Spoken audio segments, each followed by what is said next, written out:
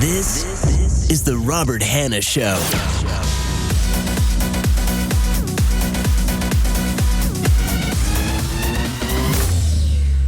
And boom, we are live with John Griffith, also known as Griff. Thanks so much for being here, man. It's great to have you. I'm glad to be here. So we were talking a little bit before the podcast about there's a story that just came out, and from all accounts, man, this looks super legit. Scary. Yeah. The story is there's a man who basically was in the remote Tuva region of Russia, and he was attacked by a brown bear. And during the attack, he's, basically had multiple injuries, including a broken back. It looked like he had some zombification, too, when I saw the picture. And they're like, what's your name? And he opens that one eye, and it's like opening someplace where you think I shouldn't be. And he's like, Alexander. I was like, oh, God, put him out of his misery. So after the attack, the brown bear drags him back to its cave and basically keeps him alive for a future meal. That's just crazy shit. I mean, have you ever heard of anything like that? Or even the closest thing that I've heard to that is it was also in Russia where a bear wounded this person. I can't remember if it was a man or a woman, but they wounded this person, and then the cubs came and played with the person. And they left as if they were going to come back, and the cubs were going to learn how to kill their prey on this wounded person that couldn't escape. But that's the closest I've ever heard to that. But animals cache food, so man, that's the craziest thing that I've ever heard in terms of a bear attack connected to a human. And if you think about it, it's that happened in Russia, and it's worldwide, international news. Whenever there's a predator that attacks a human, it gets news, it gets media. And I'm wearing people could see me, I'm wearing a P-22 shirt, and P-22 is the mountain lion that's in Griffith Park in the middle of LA. So this urban park, and there's a mountain lion, there. Right. And people are really freaked out about predators. And I think it's interesting to explore why this story captivates us so much when there's probably why we've been talking, there's probably been someone who died in Sacramento in a car crash, or something right. like that. That's not going to make international news because it happens all the time. But I think if there's more to it than that. If we went back to Paleolithic times, that would be front page news as a bear attacking a person, because that's for hundreds of thousands of years.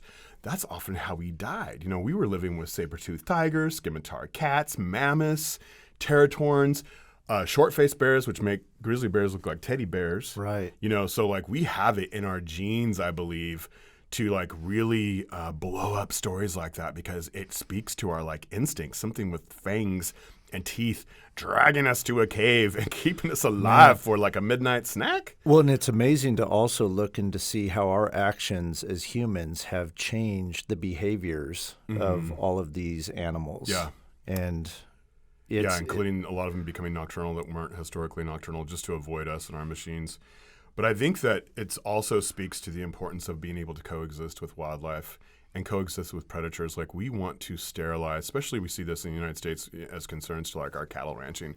We want to sterilize our public lands. We want to chase out the mountain lions and the wolves and the grizzly bears because they scare us and they eat our livestock. We want a sterile wilderness, but that's not the spirit of wilderness. Mm-hmm.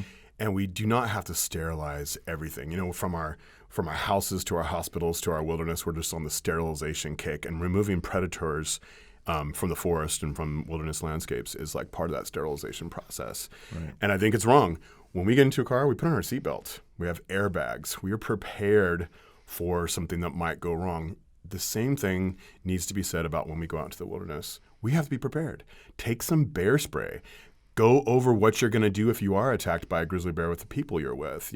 Together, you can beat this bear, hopefully. Right. So, I think part of what Alexander's problem was, and that's the dude who looked zombified as he's identifying himself after a month in bear cave. Right. He was probably alone, and he probably wasn't armed. When you go someplace, you can't expect a super Little Red Riding Hood of you to go out into the wilderness and expect nothing's going to happen to you. Yeah. You don't go out. Anytime you go outdoors, you should be prepared. Yeah. And so I think that we can coexist with bears and mountain lions. I mean, I spend almost a third of my year in tent. I have backpacked through Siberia. I've had tons of bear encounters, grizzly bear encounters in Alaska. black bear encounters all the time in Northern California, and I've never been bit. In fact, you know what scares me? What's that? Ticks and yellow jackets. Bears, nah. Right. So now you've dedicated your entire life to conservation and working with animals. Mm-hmm. You've literally worked alongside and or mentored thousands of young adults coming from all sorts of different challenging backgrounds. Mm-hmm. You've written a book. You've hosted a show on Animal Planet. Mm-hmm. Is this something that you always have known that you wanted to do, or how did it get to this point for you? You know, I've always fantasized about it. Mm-hmm. And so I don't know if, some people are like, well, if you fantasized about it, you called it to yourself. I'm not sure if I believe that, but it's happened. When I was young, I got interested in the wilderness and wildlife in a very, very urban trailer park. And not very, very urban, but an urban trailer park in the Bay Area. And my grandma lived in this super paved trailer park, and she had like a little, I don't know, as big as this room, so like 15 by 15 or whatever, spot of soil, and she turned it into this amazing flower vegetable garden with little ponds and rocks and upside down broken pots. And one of my earliest memories is being like 3, you still have the big old head, and I'm holding her hand because my head's so heavy, and we're going down these like rickety mobile home steps. And we get to the grass. My grandma was Irish, and she had that like stereotypical Irish sense of humor. And she's like, I can call toads. And I totally believed her. and she did these weird, like, and made all these weird motions with her arms. And then she's like, go look under the pot. And I went and looked under the pot, and there was this toad. And it was fascinating. And I, picked it up, and it peed all over me. And she's like, maybe you'll get warts. And so I had to watch my hand all the time to see if I got warts. And I knew at that moment that I wanted to be able to call toads. So your grandmother was a huge influence. My grandmother and my mother, yeah. In introducing you to the outdoors. Huge. And in an urban area. Right. So a lot of people think, well, I live in Sacramento, or I live in LA, or I live in Philadelphia. There's no way I'm going to be able to introduce my kids to the nature. Bullshit. Yeah. Yes, you can. There's a bird flying over your head in Philadelphia right now. Look at it. Identify it. Oh, it's just a pigeon. No, it is a creature that is flying through the air with feathers. That is fascinating. So, like, getting into whatever's there, start with where you're at, and that's where I got interested in nature. That's so interesting. And then from that point, it seems like it escalated. It did. When I was 11 or 12, when you're 11 and 12, and like, well, at least in the 80s, we played outdoors. So we were always outside. We had 3 channels, and one of them played kids shows like for an hour or something, 2 hours. So I played outside, and I was always trying to impress the older boys because you either impress them or they beat you up, So you got to do what you got to do. Right. So one day they were shooting stuff, and I didn't know what they were shooting, but it was well known that I was the best climber in the neighborhood. So it's like they were shooting something, and they're like, "Hey, you're that one little white kid that climbs really good. Go up on the roof and throw down the birds." And so I was like, oh, chance to impress. And I got up there, and there was dead birds all over that roof. And one of them was still alive, and it looked at me, and I just, I grew up around hunters, but all the hunters that I grew up around, like my grandpa and my uncles, my father hunted a little bit, we had an ethic. You shot it, you ate it. Right. And this was just shooting for enjoyment, and it sickened me. And one of them was still alive. So I grabbed the one that was still alive. I climbed back down. I busted through them. I wasn't scared of them anymore. I wasn't trying to beat them up because I would have lost that day. Right. But I ran home, and once I got into my house, I started crying because I couldn't show that shit outside. And my mom saw how upset I was, and she had seen this article about a wildlife rehabilitation center, Suisun Wildlife Care Center. Took me down there, and they let me volunteer. So I was one of the youngest volunteers they ever had, and I did that for 4 years. So volunteering at a wildlife rehab center, and that's really where all the interest and intrigue around wildlife kind of got introduced into like science and care and rehabilitation and ecology, and that's kind of where it all happened. It's fascinating because, you talk about you being exposed to the outdoors by your grandmother and your mother, mm-hmm. and then yet there again is an example where your mother mm-hmm. takes you to mm-hmm. yet another experience which pulls you even more and more into your passion of the outdoors. Yeah, parents and grandparents can plant seeds like they really can. My mom and grandma were the two that were planting seeds in my life. And I did that for 4 years, and once I got turning 15 and 16, they could see at the Wildlife Care Center, they could see that that I was going down the wrong path at that time, because then I was entering this other part of my life that we can hit on if you want. But they were like concerned that I was going to start stealing scales. And so they're like, why don't you come back when you're over doing whatever you're doing? And that was a heartbreaking moment, but I got it. Mm-hmm. And so what I'm talking about is that, I eventually joined the California Conservation Corps, but the reason why I did is because I kind of went off, like a lot of young people do, like you did, and like several other people who are listening to this did. Like I was angry kid, and while nature was a source of comfort for me, I wasn't in it all the time. There was nature around, like we talked about, but I was in the city, and I had city pressures, and I had a really, really strict father who I was rebelling against. And I kind of turned my back on my wildlife conservation interest and got super interested in meth and alcohol and any other way to get high. And so that's kind of ended my wildlife care center career at that point. And when you're going through that, you have obviously now a lot of negative influences feeding into super negative and losers. And at that point, did your family, were they trying to pull you away? Did they know what was going on? Well, even though my father was a cop, meth was kind of a new trip at that time, so he couldn't even tell that I was on it. Like all of a sudden, it's like, oh, our son who's would never clean his room and complained about chores is up at 2 a.m. cleaning his room and doing all his chores. And it never dawned on anybody like maybe he's on speed, because like it was a new trip. And so I was able to start on that.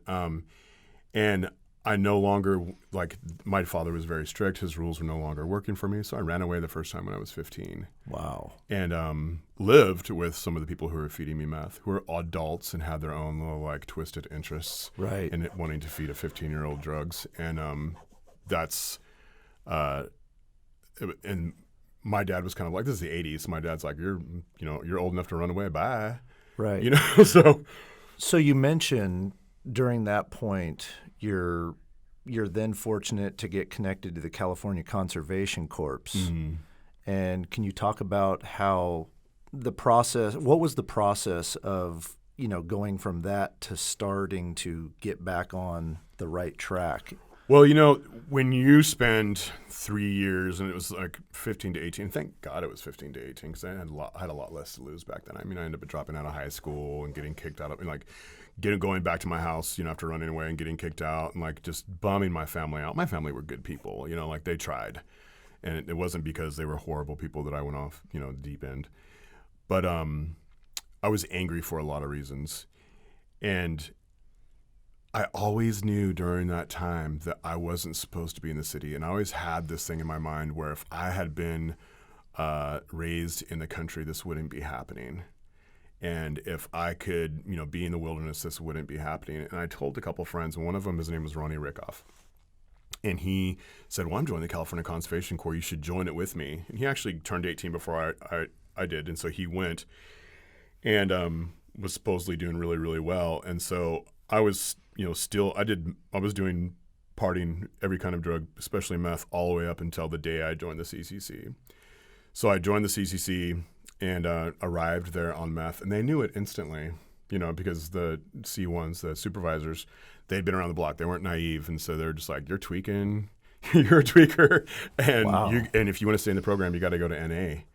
So I stayed in the program and worked really hard and got tons of support, went to NA every night for like 4 months, and got clean. That's incredible. I mean, it's an incredible story, and like you said, there's so many people that are going through things. Mm-hmm. And when you get to a point where you yourself are able to come out of a situation which is so negative and which is so life-changing, it's incredible when you get to look back and see the certain moments that happened that were there for you to get you to that point. Yeah, and thank God they were there, The CCC had the perfect backdrop for my transformation. Like, I was in the woods every day. They stationed me in Mendocino County. I was building trails up by Lake Pillsbury, Mendocino National Forest, and I felt different. I got to see birds whenever I wanted to see birds. I got to see trees. I got to see them interact. I got to see, fish spawning. and all these things that I've always knew that I wanted, and I finally was there. And it was really easy for me once I got away from my community. Sometimes you need to get away from your community for a while, sometimes permanently. For me, it was permanently. For other people, I think just getting out of your community for a while. But all the negative influences I had were in the community I grew up in. So when I got removed from them, that's where I was able to heal. And I think that's part of the magic of the California Conservation Corps, is that you could go to a residential center hundreds of miles from your community and be removed from those negative, or distressful situations and actually start some transformation. I think that's one of the most powerful things about the CCC. I think you're right. Going back, you had mentioned, our stories are similar in many ways, where as you look back, even when I was going through a lot of the stuff that I did growing up, the outdoors was always there for me. Mm-hmm. And that's the one consistent. I had been exposed to it when I was younger. I had gone through my stuff. And when I was coming out of it, I knew that to remove myself, I had to get away from the atmosphere that I was in on the streets, and that those places were there for me where I didn't have to face those temptations. Mm-hmm. And you're right. There's very few opportunities like that out there for people. So to find one, it's life-changing. Yeah. And it's really incredible to listen to how that one opportunity, you could look back and it was life-saving. Yeah, just that. It's like if you want a stick to stop smoldering, you got to pull it out of the flame. Right. And that's kind of what it was for me. I got pulled out of those flames, and I was able to chill out for a while. And then once I started doing service, once I started helping the environment, because we planted lots of native trees, and we were getting people out in the outdoors by building trails, and we were doing ADA accessible campgrounds. I felt like I had a sense of purpose, which is really important to me. Maybe it's because of my personality type. Maybe it's because I was raised by my mom and grandma, who also need a sense of purpose. But when I felt like I was in service to my community and the environment, I felt even more empowered. And so it got easier and easier for me to shed some of these dark areas, and not just the drug use and the alcohol, but the anger that all stemmed from. Mm-hmm. Being in nature and doing things for others, and the environment or people gave me the strength to overcome the anger that was driving all that unhealthy behavior. Right. And at what age did you first say you got into the CCC? I had just turned 18. Gotcha. Yeah.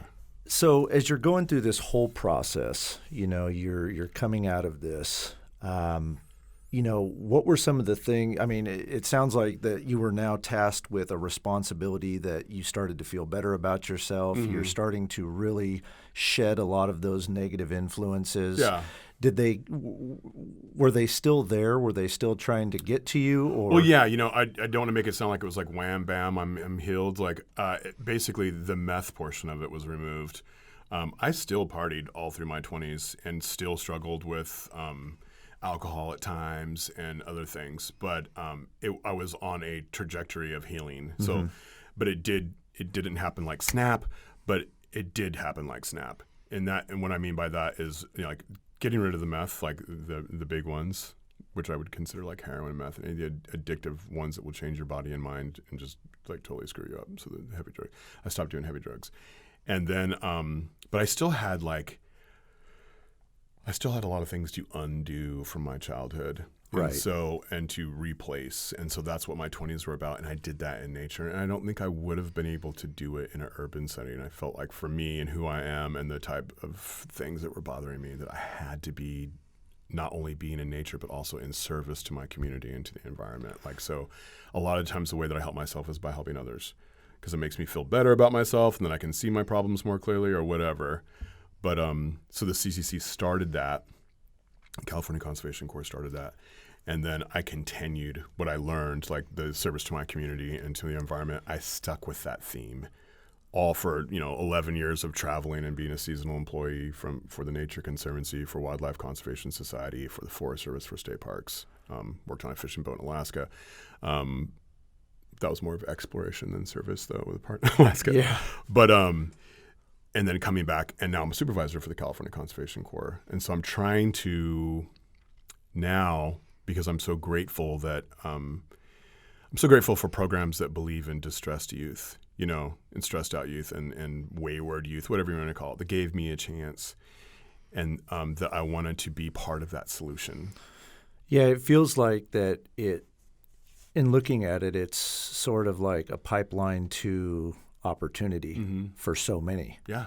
So many. Yeah. And lots of us. And it's incredible to see that, you having gone through that, I love it because you're in a position now to not only look for the signs in others that may be going through something else, but you're able to connect with so many more because of your experiences, because of your story.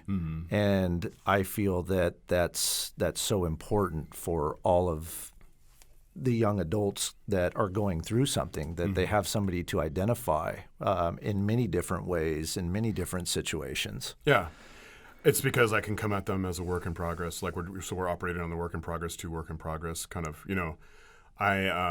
I do understand them because I was in a similar situation as them, but I still am. Like I still consider myself a work in progress. And so I think that the way that I mentor these youth is I tell them, like, we're in this journey together. Like I'm not done trying to be a better person. I want to see that's it. How cool and how much better I can get. So I'm still in this process, and so coming with that humility where I'm not taking myself too seriously. Right. Where I'm also a work in progress. And I'm a late bloomer in a lot of ways too, So some of these young people that I work with, I'm learning from them. Some of them are way more emotionally intelligent than I've ever dreamed of being. Some of them have super high IQs. Some of them are just have this really interesting, unique way of looking at things that helps flip my perspective. So we're doing this together. And I think that that's really important when mentoring youth is to know that the mentoring goes both ways. Sure. Yeah, I mean, in many ways, just as much as they need you, you're right. You need them. I'm still a work in progress. And I think it's just wonderful that, I love your approach that every day you should be doing something to become the best version of yourself. And as we go through this life, you should always be looking to be better and give back in so many ways.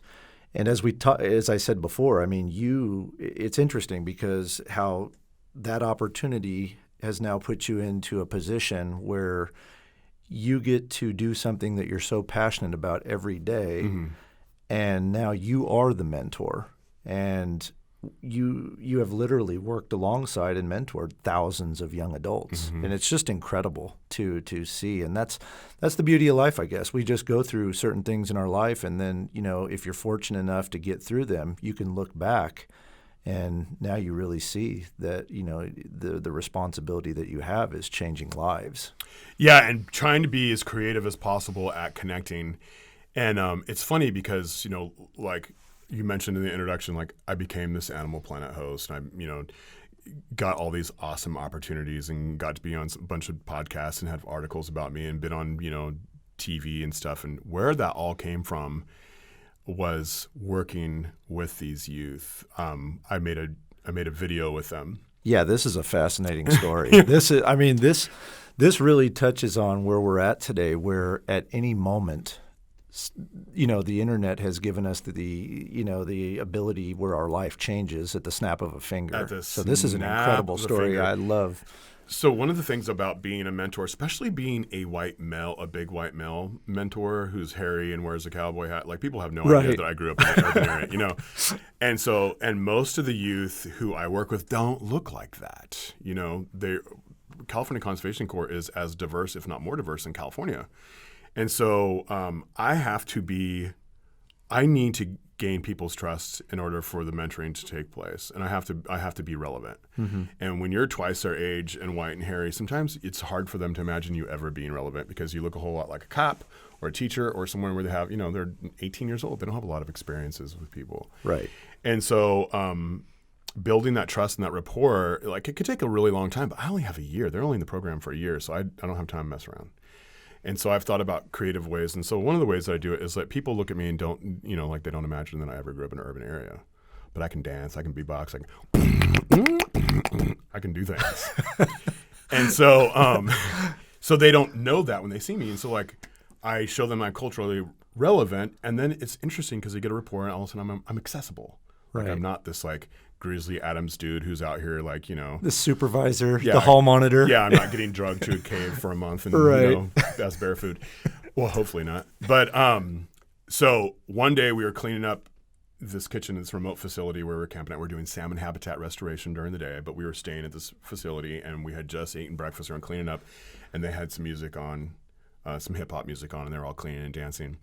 And I was going to videotape them, and one of my core members says, why don't you get in there? Why don't you dance? Because they'd see me do a couple of little moves, because I used to be a B-boy, so I'd just do like a little Right. wavy arm thing for them once in a while. Right. But they're like, get in there. So I did this whole, I danced. And they loved it. So there was Leonard Patton and Antoine McCoy were in there, and they loved it. And Antoine hugs me, has the split hugs, and this is all on video. And I watched the video with them. Now we're out in the creek, doing salmon habitat restoration. They're like, let's look at that video of you dancing. And I looked at it, and I had my hand on the delete button, and I'm like, I'm going to delete this. And I didn't know anything about social media. Man. I got the camera and got the YouTube because they wanted their moms to see the stuff we do. So I got into social media because they wanted their families to see what we were doing. So I was like, I'm going to delete this. And they're like, why? And I was like, because no one needs to see a fat cowboy dancing. Right.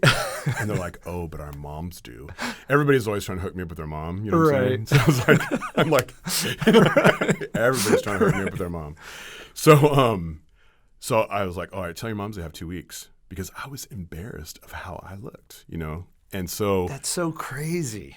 it is now, but at the time I can remember. Right. And so I uploaded it, and I remember uploading it, looking at it on YouTube and being like, oh man, this is embarrassing. I got to work the next day. I was like, tell your mom to hurry up and look at that, And at the time I was working with Akima Price on, Akima Price wrote What's Good in My Hood, which is like an environmental education guide for super urban kids. And I was working with her on some community guidelines for an EPA funded process. This is after I wrote my book, Totem Magic, Going Mad. So I was already doing diversity and inclusion work. And she saw that and she said, that is cultural relevancy in action. Don't you ever take that video down. And she's like, leave that there. I'm going to show that at a talk I'm giving, blah, blah, blah. And I was like, oh, this has value? Okay. And then people were laughing at it and stuff and saying, this is really cool. And this is the kind of stuff, this is the kind of stuff we need to see. This is showing you being relevant. And so I was authentic. Yeah. And so it's I was like, oh, this is what I do. I do this, every 6 months or so I have to bust out the dance moves and shit, So, and so one day I came home from work, and I get on my computer, and there's I still didn't understand social media at this time, and I see all these notifications and stuff, and people going, look at your YouTube channel, look at my YouTube channel, It and just there's exploded. and it there was 1,000 views in the morning, and now there's 300,000 views, and then I whoa, and then I clicked on it again, now there's 400,000 views. I'm like, whoa, and now there's 500,000 views. My phone rings, and it was Room App from Outdoor Afro, and she's like, your video is going viral, and you're going to get contacted by the media, and you need to keep it real. Wow. And I was like, so I'm thinking, oh, Ukiah Daily Journal, my hometown, they're going to call me tomorrow? And she's like, oh, no, baby. That's not what I'm talking about. And so she's like, what are you about? And I said, I'm about, dedicating my life to wildlife conservation and youth development. And she's like, that's where you need to keep it. So the next day I get to work and my boss is looking tired. He's like, I've been up since 3 a.m. It's headline news to Today Show and Good Morning America's on the phone. Wow. He's like, we got the computer set up. You're interviewing for Headline News. And sure enough, on Headline News, the interviewer kind of did try to take it in some weird areas. But I stayed on my message. Thank God a Room App for that. And I stayed on my message. And I'm so thankful for that. I'm so thankful she called me. I'm so grateful that I realized that. And Antoine and Leonard and I got a lot of attention and got to talk about the CCC, temporarily increased the CCC recruitment by a phenomenal percentage. Well, and I remember when I first saw the video, at that point, it had already been, viewed millions of times on your page. Yeah. But I also saw it then hit mainstream. And I mean, you mentioned the media that contacted you, but also touch on, it spread nationwide. Worldwide. It was Australia news, Russian news. People from Kazakhstan were hitting me up, telling me they saw it. I was like, Kazakhstan? So it was a really interesting lesson in how the internet works for me, how social media works. Because at that time, I had spent like years and years and years in the woods and, writing my book and not really tapped into social media. So it was like super surprising for me. Life-changing. Life-changing for me and for Antoine and Leonard. It was life-changing for all of us, and it brought us close together. I'm still really close with Leonard and Antoine. In fact, I officiated the wedding of Antoine and his high school sweetheart last year. That's awesome. And did a lot of dancing at their wedding. There's a video on my YouTube channel if you want to check that out. So, yeah, I'm still really close to them. And it's fascinating, too, because where you talked about when all of this was going down, you didn't quite have a grasp on social media. But, today, your page is one of the most entertaining that I often go to. Yeah. And it's just, like I said, you do it in such a way where it's just authentic. And that's what I think just attracts so many people. In going in, so you have this video that just literally explodes across the world. Yeah. And at that point, everybody's contacting you. What position did that put you now in with, the CCC and then other opportunities that started coming your way because of that? Well, it's interesting because at the CCC, like I had all the core program people, we've known each other for years and stuff like that. And so like they kind of looked at me like, "Oh, so you think you're bad now?" Right. So like they weren't nearly as impressed. The ones as that else. Kept you grounded, like. No. Oh yeah, they were like, They like, no, right. They're like, go ahead and get that chainsaw and fill it up. Like, no, they weren't. Right. They kept it real and they kept it authentic. Let me tell you. Right. But as far as everyone else is concerned, it was a really good opportunity for me to talk about what works for developing youth. I got to talk about core programs. I got to talk about wildlife conservation. I got to talk about the things that I'm passionate about, that I've always talked about, diversity and inclusion in the conservation movement. I got to talk about being empathetic and taking compassionate action, which is something that has been like my fuel in my engine since my grandma and mom put it there. That's wonderful. And that's what I've always seen, and just kind of following along, your work. And you've just always kept to that passionate, element of, what you want to do with it. And so many people you see just have, a personal agenda, or they make it about them. And, just telling you, I've always, noticed that about you is you've always been so unselfish. You've always been, one of the people that has said, sign me up for anything, or just, to give back and give your time, your effort. It's just, you've always just kept it 100. And a lot of it is like we have this weird, especially men, like we haven't really addressed a lot of like men's issues in our society, even though we think men issues have always been the default.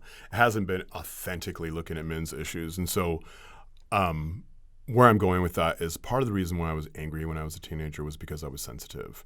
And so I didn't like the way I was being raised. I didn't like what I was being taught. I didn't like the way I was being treated, and I was sensitive to that. And so like my way of, being a 15-year-old with few resources and experiences, my way of dealing with that was to be angry and to exaggerate masculinity, get into fights, get high, whatever. But that was, and so you look at me and think, look at this tough little like rough kid. That was a sensitive kid. And so, but I was unable to communicate, what was bothering me. And then the men of my life were never trained to listen to that kind of stuff. So, and so I like built this like tough guy image around that and did the shit that would convince everybody of that to keep everything away from me as a self-protection, mechanism. Right. So as I got older, that sensitivity, I realized that it's empathy. And so like I can look at, when I look at suffering, it bothers me and I want to fix it. Right. I can feel the pain. I feel like, I feel the pain in wildlife when they're losing their habitat. I want to help them. They don't know how to communicate. They have no voice, in our systems. And so I want to be their voice. There's people from distressed communities, young people from distressed communities that don't have the tools and resources to express their anger, their sensitivity.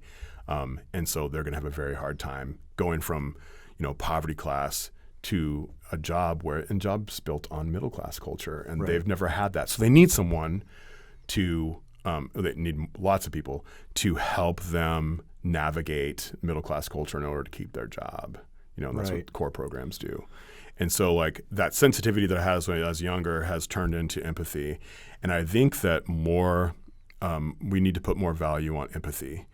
And and so when we see men being sensitive when they're kids and we're like, that's a weakness, don't show that. Don't show that weakness. That's some bitch shit or whatever. That's empathy. And we need to build that. We need to mentor that. We need to cultivate that, because that sensitive kid, if taught that is empathy, turns into a solutionary. Yeah. And we need solutionaries. I agree with you 100%. I think that it's something that, as a father now myself, I am trying to build things into my kids or experiences. Or it's interesting because I look at when we're walking and we see something, I use those as opportunities to teach them a lesson. Mm-hmm. Where if somebody, one of the biggest issues we have today is homelessness. Mm-hmm.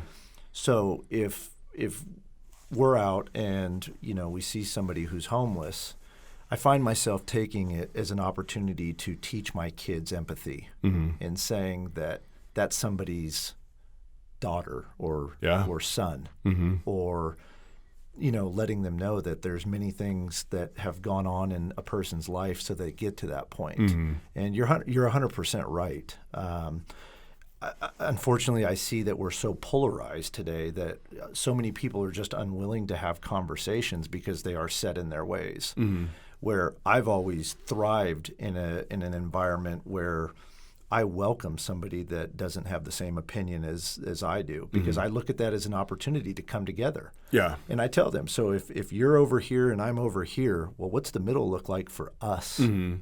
What does that look like? And I think that if more of that went on, then it would be so much better and we could accomplish so much more. And part of that would be like in Mediation 101, they talk about finding your common ground, mm-hmm. Finding the common ground. And so like a lot of times, like a lot of our hot button issues, like how to deal with immigration, how to deal with homelessness, how to deal with that or that, the environment, like we can take it back and relate to each other on an empathy level at some point. Mm-hmm. Like if we could get real and say like, how concerned about this are you? How concerned are you about the homeless? Like most people aren't going to say, oh, I think we should round them up and ship them off to an island or whatever. Most people are going to be like, yeah, well, I feel sorry for them, but okay, well, let's just all establish we feel their pain, like we acknowledge them as humans and feel their pain. Okay, so like now we're talking about solutions. We all agree that we care about them. So like how are we, some of us more than others. Right. But how are we going to help them? Are we going to ignore them? Are we going to now let's be real about the solutions. And I think that a lot of times now that we just we argue and are divided over like the tactics or the solutions or the strategies, but we need to take it all the way back to the empathy. Like we do care, about these issues. And so that's where we're coming from. We're all coming out of the carrying. So like the person who's like, super conservative on the other side, they're not evil. Right. They have a different solution. The liberal person over there is not evil. They have a different solution. But you guys are coming from the same empathetic spot. You're right. And maybe it's because we're getting older and, we look at things because everything is so political and polarized today. And you're right. I mean, I've never approached any situation politically, because mm-hmm. whenever I hear somebody do that, it's such a big sign of weakness to me. Mm-hmm. I mean, it's crazy that whenever somebody approaches me with something or something that I say or I'm involved with, and if anybody comes to me from a political angle first, mm-hmm. I just shut off, because I already see that is such a sign of weakness. Mm-hmm. I mean, because in my mind, I'm like, fuck left, fuck right. This mm-hmm. is team human, like you said. And I hope we get to a point where we break that. And I try to do things every day in my own life. And, like I said, in teaching my kids that, because ultimately, life is so short, man. Mm-hmm. That's the other thing. It's scary mm-hmm. that, we're not here that long. No, I know you really start to set in when you're around 50. Yeah. I'm like, oh my gosh. Well, it's a trip, because I remember being young, and let's just say 15 years old. And I remember thinking to myself, man, I could live my whole life again and I'm going to be 30. Mm-hmm. And then you get to 25 or 30. And then it's like, oh, man, if I live my whole life now, I'm at almost 60. Mm-hmm. It's a trip, man. Yeah. And where I'm at today, I'm like, whoa, I'm at the halfway point or maybe more. Yeah. So it's important. But you're absolutely right, man. And I just, you touched on, all of the obstacles and challenges that you were able to overcome. You had people in your life that were always rooting for you, that stood by you no matter what. You came across an opportunity with the CCC that, arguably changed your life and saved it. For sure did, yeah. And then you used all of those opportunities to get to a point to not only better yourself, but now give back. And I just think that that's a beautiful thing. And you said it earlier, there are so many people out there going through that right now. There are so many people that need help. There are so many people that just feel stuck and they don't know what to do. And apathetic. There's a lot of people who feel apathetic, and and that's a really important thing to address. And I hope the parents and the grandparents are listening to this, and just the older people listen to this. Like, if you think, I work with Generation Z now, so I worked with the millennials, all from the beginning to the end. Now I'm working with Generation Z. And people talk a lot of mess about them, but a lot of the headlines I see about the studies on millennials and Generation Z, I don't agree with a lot of them. I don't think they're the super entitled generation. In fact, if we were going to put that label on anybody, I'd put that on the boomers. Well, I always say, I hear all this shit being talked about millennials. Well, you raised us, motherfuckers. Yeah, I know, right. So I mean, that's not to throw shade at anybody, but yeah, I think it's just another example of passing the buck or, attacking instead of just saying, hey, Yeah, and if they are apathetic, here's why. This is my casual observance. I haven't done any huge studies on this or anything. So this is just, this is me from working with youth my whole entire life. They live in a totally different world than I grew up in. Sure. Okay, so they have tons more access to information and conspiracies and weird stuff. And they've seen all their adults in their life shrug off 3 apocalypses now. So it's like, oh, we're all going to die. Y2K. Right. It's like, oh, okay, nothing happened. Right. Okay. Oh, but now it's really bad because it's the super recession. Right. Bright orange colors and music in the background. And nothing really changed. Okay, well now how about the Mayan calendar ended 2012? Oh, never mind. Okay, but climate change is going to kill us all. Oh no, this is going to kill us all.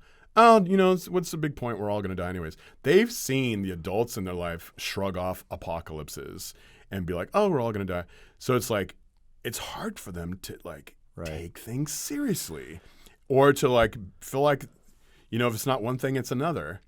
So, we've kind of created this, you can only get excited about things so many times. Yeah, no, you're right. And so I think what's happened is a lot of them they're not bandwagony as the boomers were. The boomers were super bandwagony, and they got information out there, and they're like, we got to protest this. And I'm like, yeah, we got to protest and maybe smoke some pot, listen to music at the same time.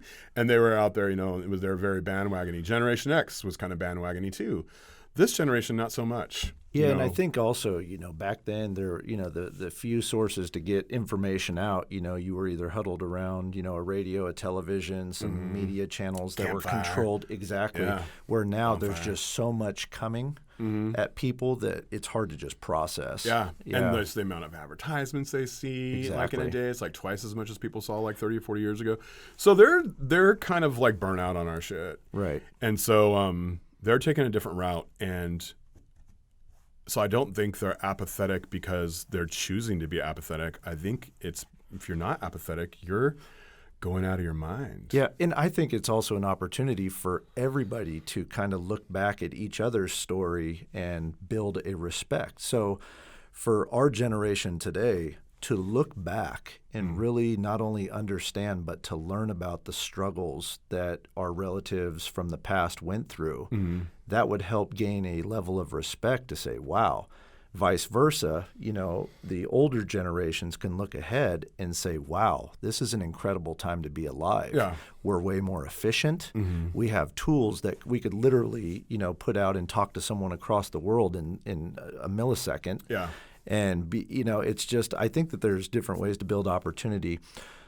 With everything that we've touched on, and as we talked about, there are so many people that, are going through things or looking for an avenue like the CCC or, a mentor or a positive influence. What would you say are some easy ways that people can get started or help? Well, before I get to that, let me tell you that I'm optimistic about the future because of the millennials and Generation Z. Because of their quote-unquote apathy, what people call apathy, they're not going to be nearly as divisive as the people who are in power right now, the boomers and Generation X. They're not going to be that divisive. They're way more likely to have a conversation about things and to research it. They will Google stuff before they get out there and like spout some crazy opinion as if it's truth and try to convince all of us, that it is too. So I think the checks and balances are going to be better when they're in power. I think the conversation is going to be more civil. I'm super optimistic about Generation Z and millennials, and anybody who thinks that they're going to make the society worse, you're wrong. Yeah. I think they're going to make it better. Yep. I agree. And as far as what people can do, that's another thing about Generation Z and millennial. They want to know what they can do. Like they don't want to jump on the bandwagon and have a protest as much as they want to implement solutions, which is another thing I like about these young people. So I have a Facebook group called Griff Wild Tips if people are interested in just how they can help wildlife from home. Because the most important, one of the best ways to help wildlife, and we have an extinction crisis, across the board. There's very few animals that are doing better except for like the ones that do well with humans, like roaches and rats and pigeons and things like that. Right. But just by planting the plants that are native to your region is a great way to help all wildlife, because bugs aren't just eating anything. 95% of our insects depend on the plants that they evolved with, the native plants. And so the more native plants you have, the more caterpillars you have, the more butterflies you have, okay? Like people are like, I don't want insects in my yard. Roaches and mosquitoes don't give a shit about your native plant. It's the moths and butterflies that do. And so they have caterpillars, and 95% of our songbirds, all of our songbirds, 95% of our birds, period, feed caterpillars to their young. So by planting native plants, you support native insects, which are all on the decline. All the really cool native insects are on decline because of pesticides and habitat removal. So if you plant native plants, you get your butterflies. No one's mad at butterflies in your yard. No one came to your house and was like, oh, dude, I was going to hang out with you, but you got all these butterflies and shit in your yard. I'm out. And then so the more butterflies you have, the more birds you have. No one's mad at birding in your yard either. Man, you got all these blue and red birds in your yard, man, I'm gone. Like no one cares. They like birds in your yard. They like butterflies in your yard. That's a good thing. You plant native plants, you get those things. Skip Home Depot, go to your native plant nursery, get native plants, plant them. That's the easiest way you can help wildlife. Instant. Doesn't even cost very much. I mean, you can grab an acorn out the park and plant it in your yard as long as it's a native oak. Yeah. So I think that's what people can do. Another thing is to, whatever you think is wrong in society and is wrong with other people, look for it in yourself first, because it's more important for you to change things in yourself than it is to change the person next to you. Chances are the person next to you ain't going to change no matter what you say. Right. So like if you think there's too much divisiveness in the world, see how you are perpetuating that and then stop it. I think that there's a million things that people can do. Some of them are intrinsic, like finding out if you're the one who's being divisive. If you're like laughing at people's comments on Facebook, you're not part of the discussion. You're not part of the solution. If you're calling people names, you're not part of the solution. You're not part of the discussion. No one's going to take you seriously. So I think that just being a good human, being more empathetic, taking compassionate action, and what your compassionate action can look like is up to you. But there's a lot of resources that can help you. I want people to help wildlife and youth. So you can definitely look up the CORE programs, thecorenetwork.org, CORPSNETWORK.org. Even if you're not 18 and 25, you know someone who's 18 and 25. And most CORE programs pay and provide scholarships. So that's a good way you can be part of the solution, is to tell young people, even if they're not your relative, about CORE programs. I think that's wonderful, man. And, it's just the power of the outdoors is so much bigger than I think people really understand. You and I have talked about, how it helped us, but that's the beauty of it is for some it's, awe-inspiring, for some it's life-changing, and for some it's life-saving. And that's the beauty of the outdoors. It's there, and it can create many different opportunities for people no matter what they're going through. And I know we got to wrap up, but before that, I want you to tell everyone how they can find you and follow all of your work. Okay, so I'm always trying to find ways and inform myself and others about what problems are so we can find out what the solutions are. And so if you are into that, please follow me on my Facebook at John Griffith, or you can put in @GriffWild on Facebook and you can find me there. I'm also on Instagram at The Nature Nut, and that's mostly on Instagram is mostly me and my core members, like making little discoveries and doing weird stuff, sometimes dancing, whatever. So Facebook, I'm on YouTube. You can just put in John Griffith, and you can find me on YouTube. And I post on YouTube still. Like sometimes it's dance, sometimes it's animal stuff. It could be just random. That's probably the easiest way to get a hold of me. And what you said, on each of your platforms, you've always made sure to put value. It's positive, and that's what I love about it. And again, man, looking at it, you've always been, one of the real ones. And, just thank you for all of that, in not only sharing your story, it means so much. And, I talk about it, and I've always believed, and as I get older, it's even more true, that I truly believe that every single one of us has a story that could help others. Mm-hmm. And I appreciate you sharing yours, because it's great to see how your life has evolved into, a situation now where you're helping so many. And not only that, but how at each point, you've used it as a way to continue to do good. So thank you for that. Yeah. And really appreciate you being on here today. Awesome. Thanks for creating this platform so we can have these discussions. Thank you very much for being on here. Ladies and gentlemen, John Griffith, also known as Griff. Bye, everyone. Thanks for listening to The Robert Hanna Show. Follow us on social media and be sure to check out the website at hannaman247.com.